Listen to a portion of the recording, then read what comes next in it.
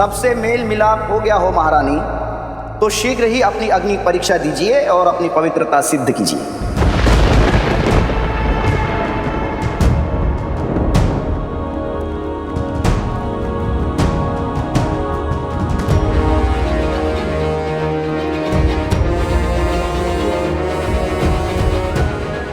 कौन सी अग्नि परीक्षा चाहते हैं आप भद्र?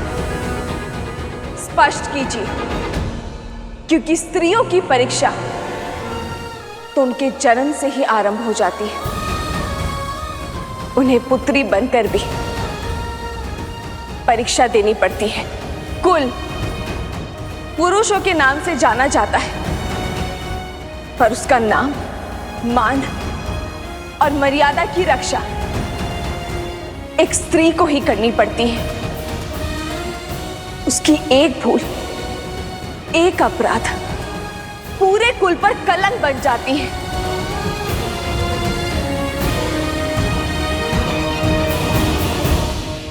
पत्नी बनकर फिर अग्नि परीक्षा देनी पड़ती है। अपना अस्तित्व भूलकर पति के अस्तित्व का आकार बढ़ाना पड़ता है।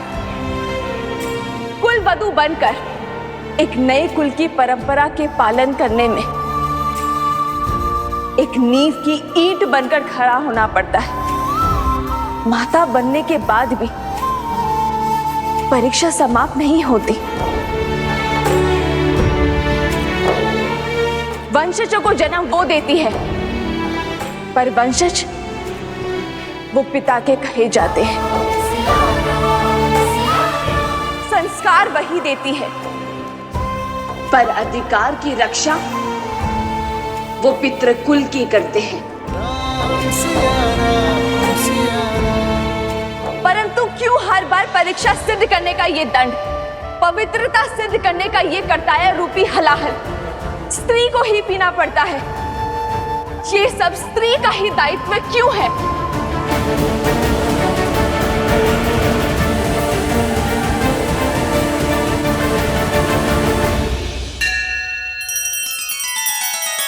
श्री रामचंद्र कृपालु भजु मन हरण भव भय दारुणम। नव कंज लोचन कंज मुख कर कंज पद कंजारुणम।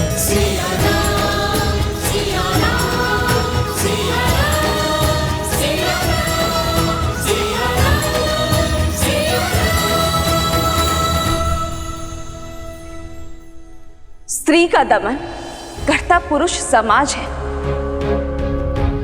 पर वास्तविकता में इसका कारण, इसका मूल स्वयं स्त्री ही होती है। एक मां अपनी पुत्री को यही सीख देती है कि पुरुष के मन, उसकी सोच और उसके परामर्श के अनुरूप ही चलना। एक सास अपने वधू को यही उपदेश देती है कि अपने पति के अस्तित्व के विकास के लिए स्वयं का बलिदान भी दे देना। ये स्त्रियों ने ही तो निर्धारित किया है कि परीक्षा सदा स्त्री ही देगी। ये उसका दायित्व है, उसका कर्तव्य है। रघुवंश आज तक स्त्री के सम्मान के लिए खड़ा रहा है। महाराज अज ने अपने पत्नी के प्रेम और स्नेह में अपने प्राण त्याग दिए। पिता महाराज दशरथ ने अपने पत्नी को दिए वचन के लिए अपने प्राण त्याग दिए। श्री राम ने स्त्री के माता रूप के लिए महल त्याग कर वनवास भोगा, फिर स्त्री के पत्नी रूप के लिए दशानन से युद्ध छेड़ा, और फिर उसी स्त्री के लिए महलों में रहकर भी वियोग का दंश सहा। इसीलिए आज रघुकुल की ये स्त्री, मैं सीता, स्त्रियों के मान के लिए अपना एक पग आगे बढ़ाऊंगी। एक नया उदाहरण स्थापित करूंगी। आज अग्नि परीक्षा का ये अंतिम दंश सहकर मैं बड़े ही सुख के साथ सदा सदा के लिए उस सिंहासन पर बैठ सकती हूँ। अपने पर, अपने पुत्रों पर लगे हर कलंक को मिटा सकती हूँ, किंतु मैं ऐसा नहीं करूंगी। मैं ये अग्नि परीक्षा स्वीकार नहीं करूंगी।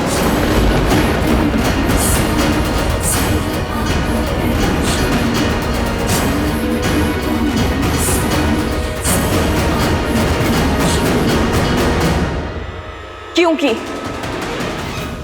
यदि आज स्त्री होने के नाते मैंने उस असुरी सोच के समक्ष अपना सर झुकाया, तो फिर कोई भी नारी अपना सर नहीं उठा पाएगी।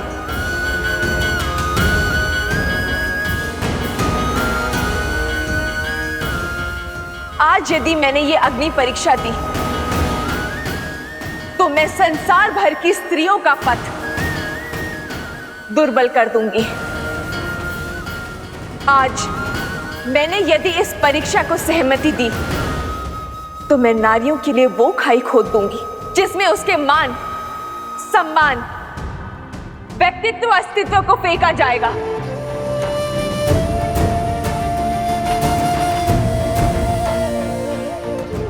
आज एक स्त्री पुरुषों के अहंकार को शांत करने के लिए ये अग्नि परीक्षा नहीं देगी, ये बलिदान नहीं देगी, अग्नि परीक्षा स्वीकार नहीं करेगी, ताकि भविष्य में किसी भी स्त्री को इस अग्नि परीक्षा का घाव ना भोगना पड़े।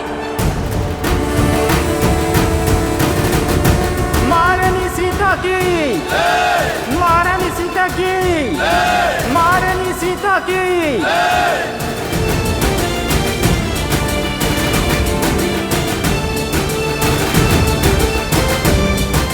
आज जो मैंने निर्णय लिया है, वो ना एक महारानी होने के नाते लिया है, ना पत्नी और ना ही माता होने के नाते। मैंने ये निर्णय केवल एक स्त्री होने के नाते लिया है। मैं सीता, श्री राम की पत्नी, रघुकुल की पुत्रवधू, पूछती हूं इस प्रकृति से, यदि मैंने अपने पूरे जीवन में अपने पति श्री राम के सिवाय किसी पर पुरुष का स्मरण ना किया, भूल से भी कभी अपने धर्म के विरुद्ध जाकर अपने पति व्रत को संकट में नहीं डाला, यदि सीता तन से, मन से केवल श्री राम की है, तो हे मां पृथ्वी, मुझे अभी इसी क्षण अपने गोद में संभालो।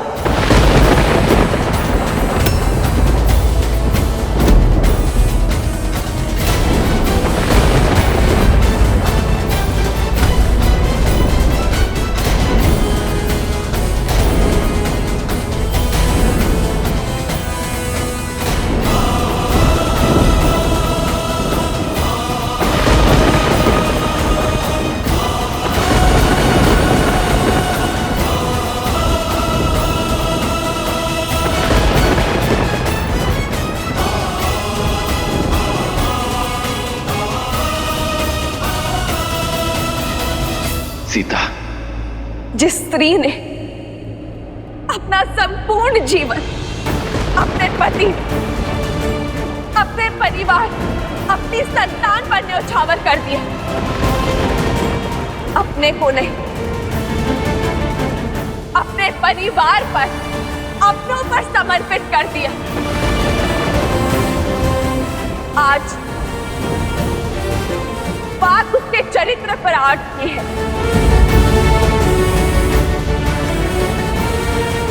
समाज उसके पतिव्रत की परीक्षा चाहता है। तो नहीं रहना मुझे ऐसे समाज पूरे संसार में।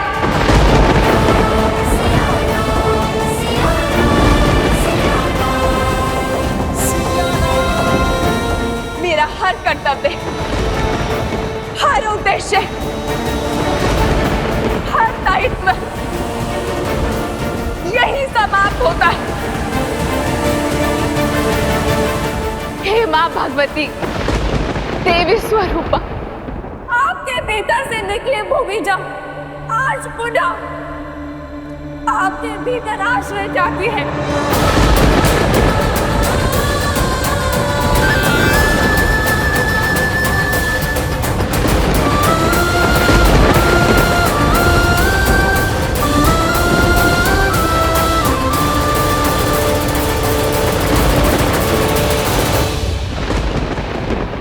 ये कैसा अनर्थ है महादेव?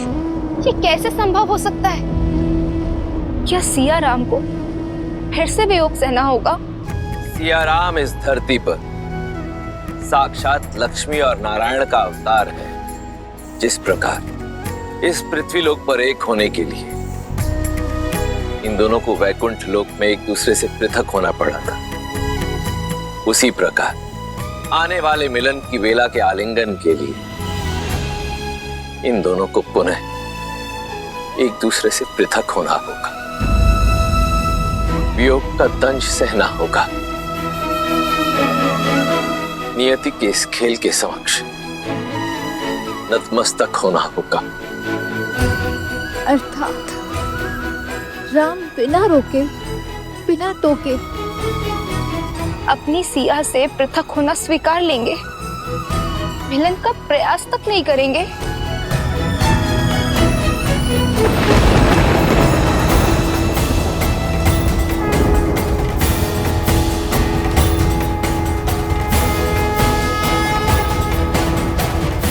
ये कैसा अनर्थ घटित हो रहा है। अभी अभी तो वर्षों के अकाल के बाद देवी सीता के आगमन की वर्षा प्राप्त हुई थी। अभी अभी तो दुख में डूबी अयोध्या को सुख की छाया मिली थी, और अब ये। हे श्री राम, इस अनर्थ को होने से रोक लीजिए प्रभु। हे मर्यादा पुरुषोत्तम श्री राम, देवी सीता की मर्यादा पर हो रहे आघात को रोक लीजिए प्रभु, रोक लीजिए। रोक लीजिए प्रभु, इस अनर्थ को रोक लीजिए।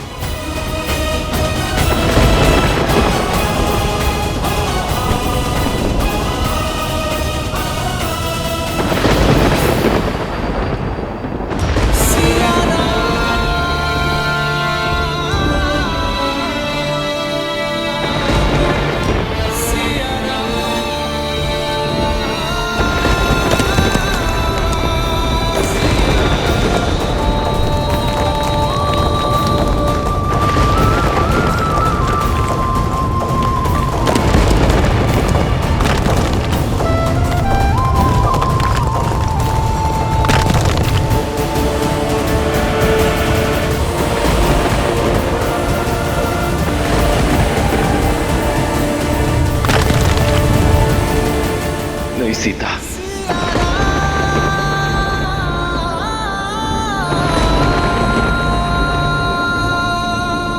माता, माता ये आपने क्या कह दिया? आपको अपने शब्दों को वापस लेना होगा। माता, छोटे मोटे प्रश्नों का दंड आप हमें नहीं दे सकती। आप हमें छोड़ के नहीं जा सकती माता। आपके बिना कैसे रहेंगे माता?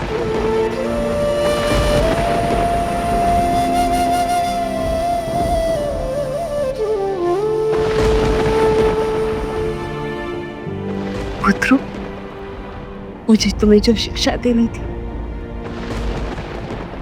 वो मैं दे चुकी। तुमने मेरे प्रति अपना धर्म तो निभाया, किंतु अब समय है अपने पिता और राजा राम के प्रति अपना धर्म निभाने का। अयोध्या और अयोध्यापति के जीवन के हर संकट को हरने का। पुत्रों, सदा अपने पिता के सुख का कारण बना।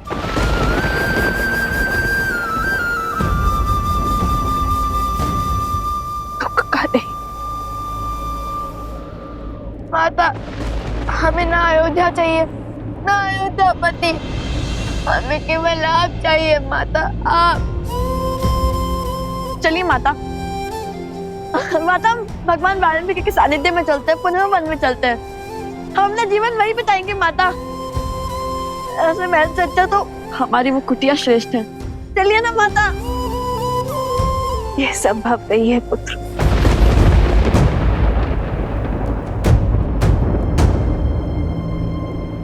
और जीवन का सार तो यही है ना, चाहे कितने भी कष्ट आ जाए, कर्तव्य का त्याग नहीं किया जाता। ना मैंने किया, ना तुम्हारे पिता ने किया, ना रघुकुल ने, और तुम भी नहीं करोगे।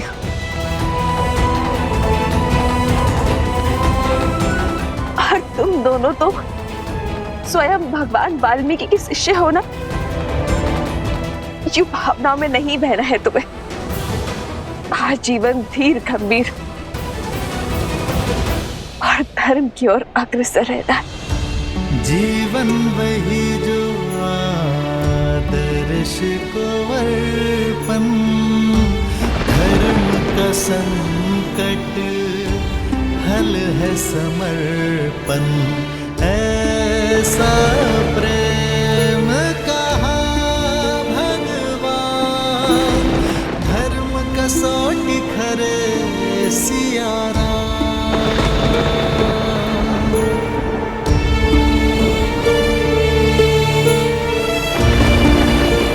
जाने से पूर्व इतना स्पष्ट करना चाहती हूं कि जैसे सूर्य की किरणों को सौगंध नहीं खानी पड़ती कि वो कहां से उपजे, वैसे ही सिया राम के प्रेम से इस धरती पर जन्मे लव कुश को किसी के साक्ष्य की आवश्यकता नहीं है कि उनके रगों में बहता लहू रघुवंशी है।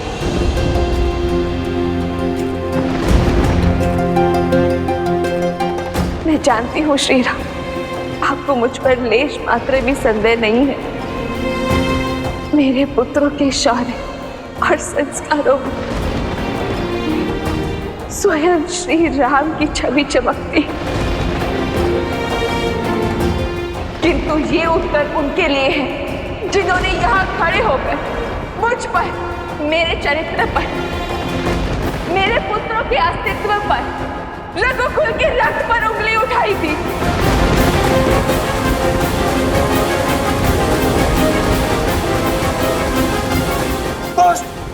आज नहीं छोड़ूंगा तुझे। अरे रुको रुको, कितने मूर्ख हो तुम सब।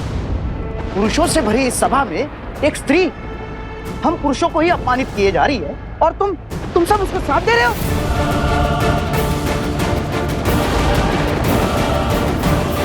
मौन हो जाओ निर्लज्ज, पापी। तुम्हारे कारण आज हमारी महारानी हमें छोड़कर जाने को सज्ज हैं। तुम्हारे कारण आज अयोध्या दुख के बादलों में घिर गई, और तुम अब भी हमारे हृदय में विष खोल रहे हो। विषैला सर्प यदि घातक हो जाए तो उसका सर कुचलना ही नीति है। तुम विषधरों का फन भी कुचलेगी आज ये अयोध्या। ये क्या क्या क्या बोल रहा है ये सब? कोई समझाइए इसे। अरे समझने की आवश्यकता तो तुम्हें है। हम सबकी मति तुमने ही प्रश्न की थी, किंतु अब हमारी सुध लौट आई है। माता सीता पवित्रता की जीती जागती मूर्त है। देखा नहीं तुमने, उनकी एक आवाज से धरती भी फट गई।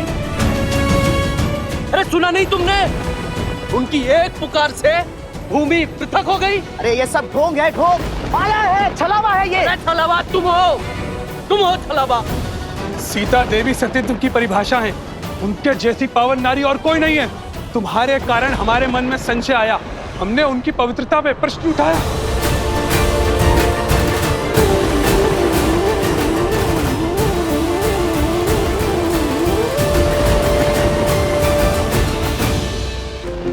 देखिए भाई, अयोध्या की प्रजा ने आसुरी सोच के उस बीज लोकपवाद के उस शीश को दंडित कर दिया है।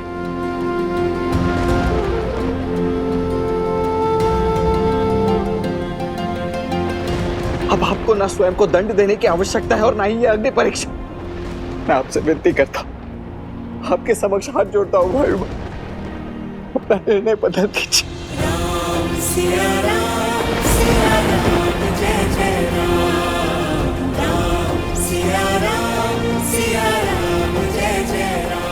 बदल दीजिए ये निर्णय भाई।